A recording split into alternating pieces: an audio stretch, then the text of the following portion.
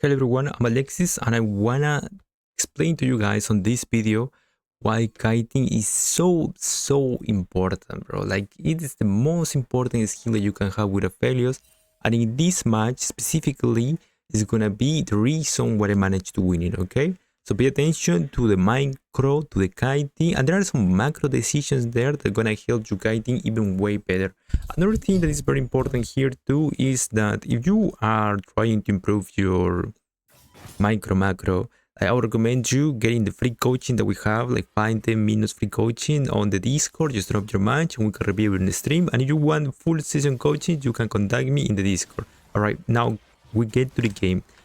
I'm gonna try to, by the way, you guys let me know, make this video just 10 minutes, 12 minutes. So you guys let me know if you like this or you don't like this and you want a deeper review. All right. First thing that we are dealing with in a situation like this is that we struggle a little bit to look for angles into poking this G, into poking this Nami. By the way, I'm maxing W, playing with Conqueror. I use attack speed rune shard into move speed rune shard into health scaling. I'm trying to play as aggressive as I can to get a little bit of advantage there. And let me tell you, brother, this match starts in a very specific way, in a very tricky way, where I'm trying to be very aggressive, but we find nothing. So the rule of here, the type of pattern that you can learn from here is like you slow push first second, you hard crash 3rd wave, and then you try to play for something on 4th wave if you can. If you don't can, like, you just let it go there and try to get even. Then another very important thing is that when I'm trying to trade with them, I really don't get the upper hand, right? Because if I trade evenly, they auto attack me, 1 auto attack or 2 auto attacks of G into Q, into Nami W, into Nami E. That just scales me, like that is just way more than what I would do. Then I'm trying to pay some attention to the river, but I kind of fumbled there because I didn't expect them going to the river far away, and then I tried to fix it. This is my first mistake, okay? This is not just the top tier kiting that I do, like it compounds again and again, and this mistake here is a very bad mistake. Why does this happen? Because I don't kite properly. Like, I would be untouchable here, right? 100% untouchable. But I should have not auto-attack Annie, because the moment I try to auto-attack Annie, I get into the range, so I cannot play into that. That's one very important thing that you need to address forward, because it means that if I'm gonna be auto-attacking Annie without Calibre, that means I'm just gonna get stunned, okay? And that's something we want to avoid. Now, skipping to the most important parts, we come back to lane, we get long swords, and a very important thing that you can do here, especially because they decided to stay after that kill, they did not recall, they tried to be greedy, they stay. I have Ghost, I have Flash. What do? Auto attack, Calibre Q with Gravitum Q, auto attack with Inferno Q, Gravitum auto attack, Gravitum slow, trying to go for the Inferno auto attack there because I know they still have barrier, they still have that Flash. I'm not hard committing yet because he is not dead. 89 damage is not what I do because he gets the armor. On top of that, he can be healed. So I'm waiting. And once he commits for something, that is my opening. And that's a free kill, right? But it's just being patient, it's just kiting, trying to kite as much as possible, and it gets so much better. Now, after that, it's just waiting, farming waves, trying to look for angles, just getting more waves if possible, trying to look for an engage if possible, okay? Now, I do not recommend trying to look for a lot of engages there because this is the thing that usually happens. If you are not with a duo, the chances of your enchanter inting is gonna be very high. So what do? You just don't align, just scale, and only align you have a very good angle.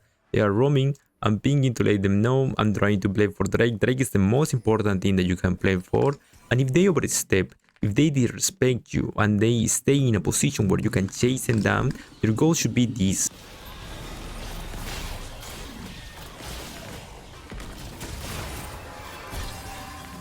Auto attack after auto attack and double mark. Ooh, sweet. So sweet. Just go back and watch it again, bro, because that was amazing.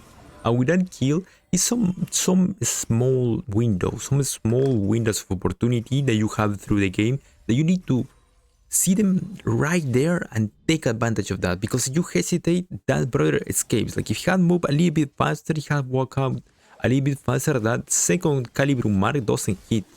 And if that doesn't hit, he doesn't die. Then I'm in a difficult position where I cannot get Drake safely, you know?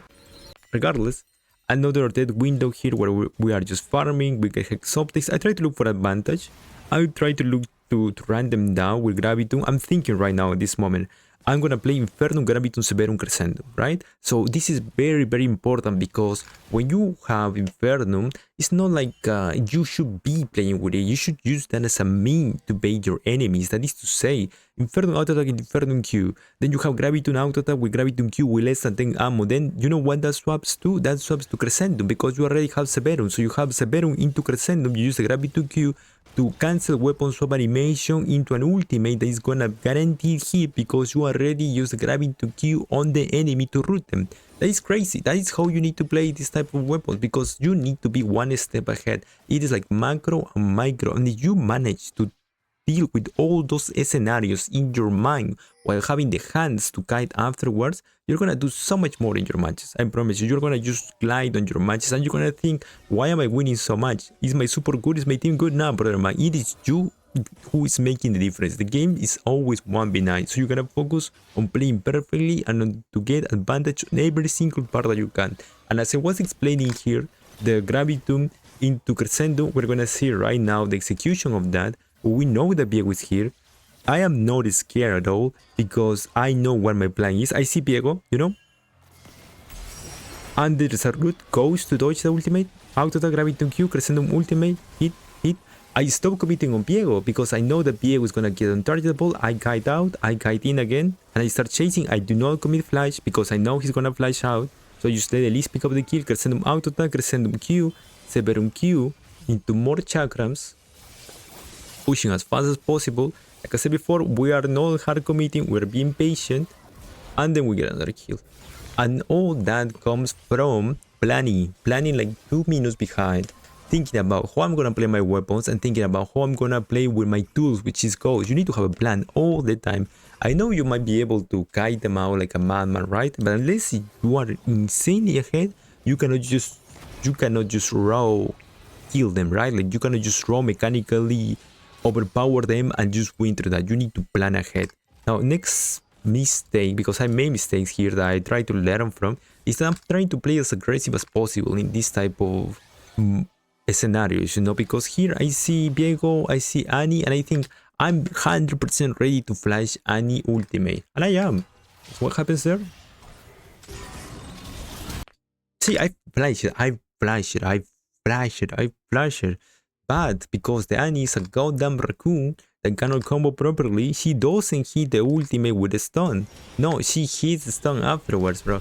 And I fumble, I just fumble, bro. I should have not flashed the ultimate. I should have waited for her to cheer up her stun, and then once she charges out the stun, I flash the ultimate. That way I make sure that I'm flashing as a C, not otherwise, right? Now let's wrap this up very quickly because I don't want it to last a lot. I'm use a 12-minute video around that. You let me know if you like more in-depth videos, okay? I'm gonna go over the most important things. We get a little bit of lead here. We get the Phantom Dancer, Hex Optics into Tabis, and as you can tell, I'm not afraid anymore.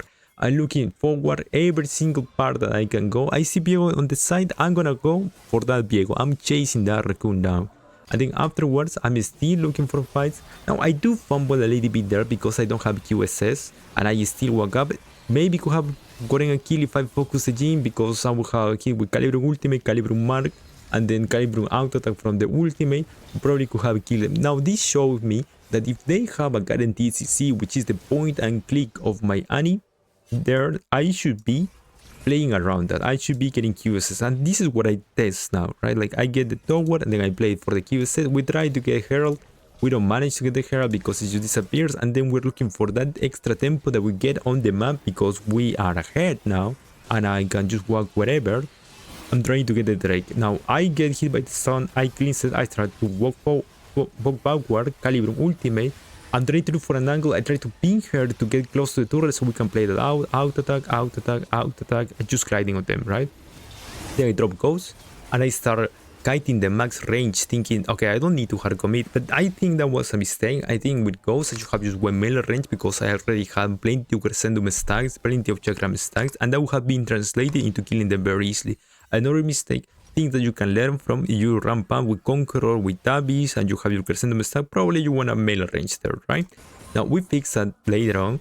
We have QSS, they are playing both sides, and the thing that we are doing here is that we try to force this out, right? Like we try to play very aggressive because we have Ardent Sensor, we have plenty of auto attacks, attack speed, and then Wukong engages ultimate to get some lifesteal there, Gravitum auto attack, Gravitum Q, and then I just run away. We don't want to compromise the situation. Severum Q is very useful, but it's not like just 1v9, you know, because they have a lot of CC, and the CC is the problem. So now that we don't have Ghost, now we don't have Flash, we kinda have to play a little bit more passive. We are taking minions, we're trying to farm as much as possible, and we just repeat, until we are trying to set up the next Drake, which is 1 minute before the Drake. Usually, you're trying to set up these scenarios 1 minute before always, you know? Not always you have the chance to set them up, but at the very least, you need to be aware of what you can do and what you cannot do. Here, we get engaged, Crescendum auto attack, keep kiting, I cleanse the slow, auto attack, auto attack, auto attack, auto attack, and the brother cannot play that out. You see that gliding, bro? Now this guy, this just stays still. I haven't fumbled there, but the gliding was sweet on that Wukong. That is 425 move speed. Phantom Dancer 10%, 2.5% from Rune Shard, 45 plus steel caps, and Michael Forward 10 more MS. It's plenty of move speed, dude. It's insane. Like you can guide, you can glide like a demon. Now we get Drake, and we try to focus all the time into what is very important, right? What is the most important thing? Drakes.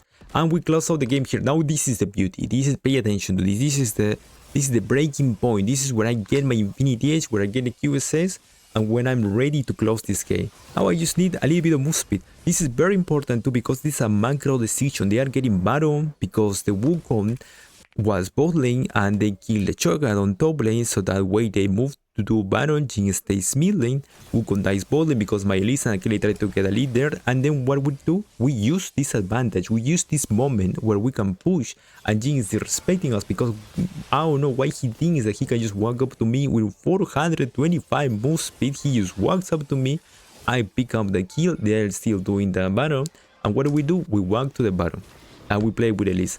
I'm not trying to use kill the Baron or stuff like that. I really don't mind. I'm just trying to kill them if I can. Auto attack, auto attack, auto attack again. Trying to hit the Baron if possible. Maybe we can steal it. Try to hit the Raccoon, which is there. We managed to get the kill on Annie. I tried to ult blindly. Nothing happens. Oh, this is sweet though. Look at those swaps with auto attacks. Auto Gravitum. Oh my god. Inferno, auto attack, Inferno Q, Calibrum, auto attack, Calibrum Q. It's so lovely, bro. Playing Aphelios is amazing, dude. You should play more Aphelios, bro. Everybody should play more Aphelios. It's so lovely, dude. I love it. Anyway, here they kind of mess up because Wukong probably tilted because they tried to do that. Wukong was trying to defend. Now it's my game. Now I get to do whatever I want. Why? Because I have the QSS, I have my Infinity Edge, and I have Ghost. When you have Ghost, it's your turn to play the game. So sidestep, auto attack, auto attack. I cleanse the slow from Nami ultimate. Auto attack, auto attack, auto attack. Lulu cleans the stone, which actually caught me off guard, but now that there is no stone, I just get them, bro.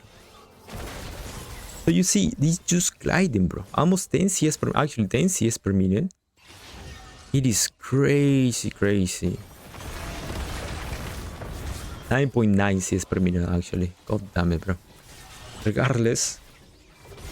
That was sweet, that was amazing. Anyway, let me know if you learned anything from this. If you like this type of build, you have any questions, drop it on the comments. And thank you so much for watching. I hope it was useful for you. And let me know what you think about this type of videos. Alright, thank you. See you in the next one. Bye bye.